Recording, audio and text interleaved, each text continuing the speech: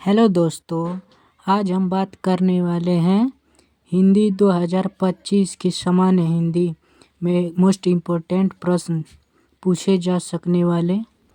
यदि वीडियो पसंद आए तो प्लीज़ लाइक करें, सब्सक्राइब करें और शेयर करें, क्योंकि मैं जो इस प्रश्न को बताने जा रहा हूँ वह ज़रूर ही 2025 क्लास 11th की परीक्षा में आएगा। ये मेरा वादा नहीं, पूर्ण विश्वास है। तो सबसे पहले हम बात करने बहुविकल्पी की 5 ठो आएंगे। तो परीक्षा गुरु के लेखक कौन है? परीक्षा गुरु के लेखक कौन है? तो श्रीनिवास दास। इंदुमती की विधा है, कौन सी विधा है? कहानी है, इंदुमती कहानी है। हिंदी साहित्य का इतिहास किसने लिखा है? हिंदू साहित्य का इतिहास किसने लिखा है? तो हजारी प्रसाद द्विवेदी। और विनय पत्रिका के लेखक कौन है? तो तुलसीदास जी हैं, तुलसीदास। कमायनी रचनाएं हैं, कमायनी जयशंकर प्रसाद की। नेक्स्ट क्वेश्चन सेकंड, निम्नलिखित गद्यांशों को पढ़कर उनके नीचे दिए प्रश्नों को उत्तर दीजिए। आत्मा अजर और अमर है, इसमें अनंत ज्ञान, शक्ति और आनंद की भंडार है। अकेले ज्ञान कहाँ भी पर्याप्त हो सकता है, क्योंकि जहाँ ज्ञान होता है वहाँ शक्ति होती है, और जहाँ शक्ति और ज्ञान दोनों होता है वहाँ आनंद भी होता है। परंतु अविद्यावशता वह अपने स्वरूप को भूला है, इसी से अपने को अल्पज्ञ पाता है। आत्मा के साथ साथ शक्तिमत्ता अति आवश्यक है और इसका परिणाम दुख होता है। तो इस गद्यांश पर पूछे गए 5 प्रश्न है, उसको संदर्भ सहित व्याख्या करना है। तो यह सबसे पहले तो बात कर ले कि यह किस गद्यांश से लिया गया है। तो ये है ये शिक्षा का उद्देश्य नामक गद्यांश से लिया गया है। इसके रचयिता संपूर्णानंद जी हैं। और तो इसका संदर्भ कुछ इस प्रकार से होगा, सुन लीजिए। मैंने लिखा नहीं है। प्रस्तुत पद्यांश हमारी पाठ्य पुस्तिका हिंदी गद्यखंड के हिंदी गद्यखंड के शिक्षा का उद्देश्य नामक पाठ से लिया गया है। इसके रचयिता संपूर्णानंद जी हैं। नेक्स्ट क्वेश्चन, रेखांकित अंशों की व्याख्या। आप लोग कर लेंगे। और आत्मा को क्या माना गया है? प्रस्तुत गद्यांश में किस का वर्णन किया गया है? इस गद्यांश में आनंद की कुंजी किसे कही गई? तो आनंद की कुंजी आत्मा अजर और अमर है, इसको कही गई है। यदि दोनों ये रहेंगी साथ ही तो आनंद की अनुभूति होगी, इसको कहा गया है। प्रस्तुत गद्यांश में घाव वाला का है। प्रस्तुत गद्यांश में किसका वर्णन किया गया है? तो प्रस्तुत गद्यांश में आत्मा अजर और अमर है, इसका वर्णन किया गया है, लिख देंगे। और नेक्स्ट क्वेश्चन तीसरा देखेंगे। तीसरा है निम्नलिखित में से लेखकों के साहित्य परिचय एवं उनकी रचनाओं का उल्लेखन कीजिए। संपूर्णानंद, सरदार पूर्ण सिंह, रामवृक्ष बेनीपुरी, इनमें से किसी एक का लिख देंगे साहित्य परिचय।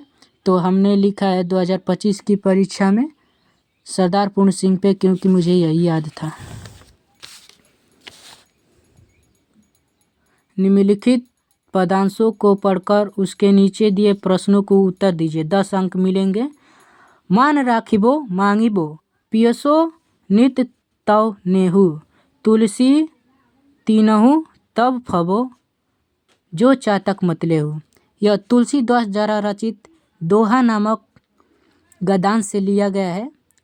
इसके लेखक तुलसीदास जी हैं। तो इसका व्याख्या हम कर देते हैं, संदर्भ लिख दीजिएगा। ये प्रस्तुत पद्यांश हमारी पाठ्य पुस्तक हिंदी गद्यखंड के दोहा नामक पाठ से लिए गए हैं। इसके रचयिता चाहे लेखक कवि हैं, कवि तुलसीदास जी हैं, लिख देंगे। मान राखिबो, मान सम्मान की रक्षा करते हुए मांगता है और ईश्वर से पल पर नए नए संबंध को जोड़ता हुआ। तुलसीदास जी कहते हैं कि मान सम्मान की रक्षा करते हुए मांगता है और ईश्वर से नए नए संबंध को जोड़ता है। तुलसीदास जी कहते हैं कि जो मनुष्य चातक के इन तीनों गुणों का पालन करेगा वही अपने जीवन में सफल हो सकता है। रेखांकित अंक का व्याख्या हो गया। चातक जल को याचना किससे करता है? चातक जल की याचना बादलों से करता है या ईश्वर से करता है, लिख देंगे। कवि के अनुसार व्यक्ति का जीवन कैसे सफल हो सकता है? तो कवि के अनुसार व्यक्ति का जीवन तभी सफल हो सकता है जब वह चातक के तीनों गुणों का पालन करेगा, अर्थात मान सम्मान की इज्जत रखते हुए मांगेगा और ईश्वर से नए नए जोड़ेगा संबंध, इससे वह सफलता को हासिल कर सकता। नेक्स्ट क्वेश्चन 5 नंबर देखेंगे हम लोग। 5 नंबर, निम्नलिखित में से किसी एक कवि का साहित्य परिचय लिखते हुए उनकी रचनाओं को लिखिए। तो तुलसीदास का है, खा नंबर, बिहारी दास है, भूषण है। इनमें से जो याद होगा वो लिख देंगे। मिलेगा कितना नंबर? 5 नंबर मिल जाएगा। तो हमने तुलसीदास पे लिखा है ध्रुव यात्रा। ध्रुव यात्रा सॉरी यहाँ पे गलती हो गया है। ध्रुव यात्रा को काट करके प्रायश्चित कर देंगे। और सूतपुत्र नाटक के नायक का चरित्र चित्रण कीजिए। निम्नलिखित अवतरण का संदर्भ सहित व्याख्या कीजिए। ये हिमालय नामक शीर्षक से लिया गया है, तो व्याख्या कर देंगे। अय पर्वतराज भारतवर्ष उत्तर सीमा स्थित। यह पर्वतराज जो उत्तर में स्थित है, तद शत्रु वह हमें शत्रुओं से रक्षा करता है और इससे गंगा यमुना ब्रह्मपुत्र महानदियाँ निकलती है। और यहाँ पे भारतवासियों को केवल आने के लिए नहीं आकर्षित करती है बल्कि विदेशियों को आकर्षित करती है। ये सभी लिख देंगे इसके व्याख्या में। और श्लोक का संदर्भ सहित व्याख्या करो। श्लोक है सत्येन रच्यते धर्मा विद्या योगेन रच्यते वृत्तिया रच्यते रूप कुला वृत्तेन रच्यते, इसका लिख देंगे। और ये देखिए यहाँ पे गलती है, मुहावरे लुकुत्ती मुहावरे में से निम्नलिखित में से अर्थ लिखिए। ये क्वेश्चन दिया ही नहीं, ये रॉन्ग है, गलत है। निम्नलिखित शब्दों में से 3 का संधि विच्छेद कीजिए। पौधन पवन। नेक्स्ट क्वेश्चन ही निम्नलिखित में से संधि विच्छेद कीजिए। पवन, पोधन वन होता है, पवन होता है, अयादि संधि में होता है, ये अयादि संधि में। और इनमें से अत्याचार को लीजिए। अति धन आचार अत्याचार, ये चल जाएगा तुमको। अति धन आचार, अति धन ई और आ मिलके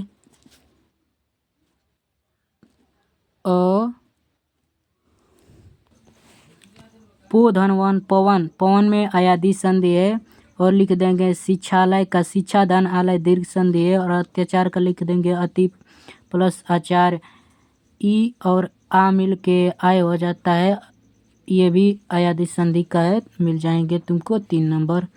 और 12 नंबर में है और निम्नलिखित में शब्द रूप किसी एक वचन का लिखिए और विभक्ति भी लिखिए।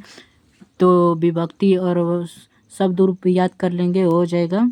निम्नलिखित शब्दों का सही अर्थ है। सही अर्थ मतलब अम्बुज का सही अर्थ क्या होता है? अम्बुद का होता है। अंश मतलब भाग होता है एक, और अंशु एक लड़की का नाम भी होता है, इसी तरह लिख देंगे। और निम्नलिखित में से किसी एक का शब्द के 2 रूप लिखिए। अर्क मतलब एक सांप होता है और हम तो ये लिखे हैं पय मतलब एक जल होता है, पय मतलब तुम में क्या कमी है, ये भी हो सकता है।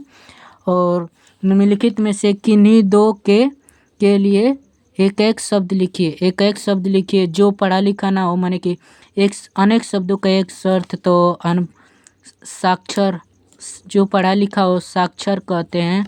जो शिक्षा देता हो उसे शिक्षक कहते हैं, चाहे अध्यापक कहते हैं। शिक्षक लिख दो, शिक्षक। जो पत्र लिखता है प्रार्थी होता है, प्रार्थी। वीर रस की परिभाषा क्या होती है? जब भी भाव अनुभाव तथा व्यभिचारी भाव वीर नामक स्थायी भाव से उत्पन्न होता है तो वहाँ वीर रस होता है। इसकी परिभाषा माने कि उदाहरण होंगे मैं सत्य कहता हूँ सत्य सुकुमार, मत जानो मुझे, युद्ध में भी सदा प्रस्तुत मानो मुझे। है यह की बात क्या गर्व मैं करता नहीं, नाना तथा निजतात से समर में डरता नहीं। उपमा अलंकार का हो जाएगा कि जब एक ही शब्द उपमा अलंकार, जब उपमेय में उपमान का भेद रहित यानी कि उपमेय जिससे तुलना की जाती है, उस जिसे एक किसी प्रसिद्ध वस्तु से तुलना की जाती है, वहाँ उपमा अलंकार हो जाता है। जैसे जैसे चर जैसे लिख देंगे उदाहरण में, चरण कमल बंदो हरिराई, ये भी लिख देंगे। दोहा, दोहा किसे कहते हैं? दोहा यह अर्ध सम्मात्रिक होता है। इसमें 4 चरण होते हैं। पहले एवं तीसरे में 13 मात्राएं और चौथे एवं दूसरे में 11 मात्राएं होती है। और अपने विद्यालय के प्रधानाचार्य हेतु छात्रवृत्ति के लिए प्रार्थना पत्र लिख देंगे, छात्रवृत्ति के लिए। और पर्यावरण, प्रदूषण, बेरोजगारी, आतंकवाद, निम्नलिखित में से किसी एक पर उपन्यास लिख देंगे, हो जाएगा। और यहाँ पे देखिए, मैं इसको थोड़ा सा हिंट दे देता हूँ। छात्रवृत्ति के लिए आवेदन पत्र के लिए लिखेंगे कि सेवा में श्रीमान प्रधानाचार्य, स्कूल का नाम नील लिख देंगे, महोदय जी लिख देंगे। और उसके बाद कहेंगे आपसे सविनय निवेदन है कि मैं कक्षा जितना मैं पढ़ता हूँ उसका प्रार्थी 11 का प्रार्थी हूँ। मैंने गत वर्ष 2024 में कितना % मैंने जितना पाए होंगे उतना लिख देंगे। मैं पाया हूँ मेरे परिवार गरीब हैं, अर्थात मेरे माता पिता मेरी फीस जमा करने में मैं असफल हैं, इसलिए मुझे छात्रवृत्ति देने का कृपा करें, लिख देंगे। सर हो सब्सक्राइब करें, सब्सक्राइब कर दीजिएगा, लाइक कर दीजिए प्लीज़।